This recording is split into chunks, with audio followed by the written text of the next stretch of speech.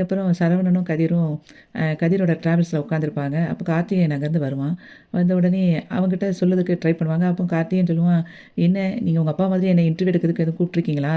அப்படி இப்படின்னு அவன் திரும்ப ஏதேதோ பேசிக்கிட்டே இருப்பான். அப்போ "இல்ல, இல்ல நாங்க நார்மலா தான் உங்ககிட்ட ஒரு விஷயம் பேசுறதுக்காக வந்தோம்." அப்படிங்கும்போது அவனுக்கு ஒரு கால் வந்துரும். "ஒரு நிமிஷம் இருங்க, நான் வெளிய போய் பேசிட்டு வந்துடுறேன்." அப்படின்னு சொல்லிட்டு வெளிய போய் பேசிட்டு திரும்ப கார்த்திகேயன் வருவான். வந்துட்டு சொல்லுவான், ரொம்ப நாளா ஒருத்தங்க கிட்ட அப்பாயின்ட்மென்ட் வாங்கணும்னு நெனச்சேன்.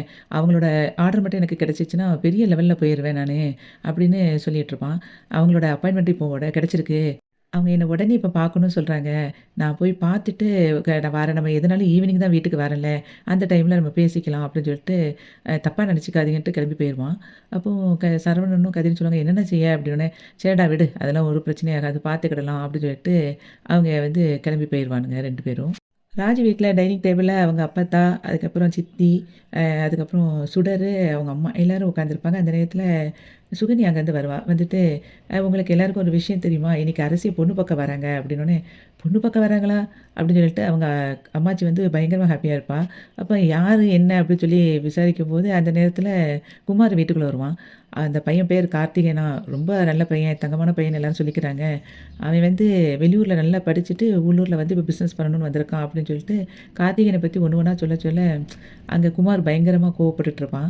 அப்போ அவங்க அம்மாச்சி சொல்லுவா, "நல்ல வேளை அந்த பிள்ளை ரொம்ப தங்கமான பிள்ளை. அவளுக்கு ஏத்தாப்புல ஒரு நல்ல வாழ்க்கை அமைய போகுது. அமையட்டும்னு" சொல்லிட்டு இருக்கும்போதே, குமார் அப்படியே வெளிய போவான். இத சுடர் அப்படியே பார்த்துட்டு அவன் பின்னாடியே போவா. சுடர் கேட்பா, "ஆமா உங்களுக்கு ஏன் அரசி கல்யாணத்த பத்தி பேசினோனே கோவம் வருது?" அப்படின்னு சொல்லி கேட்பா.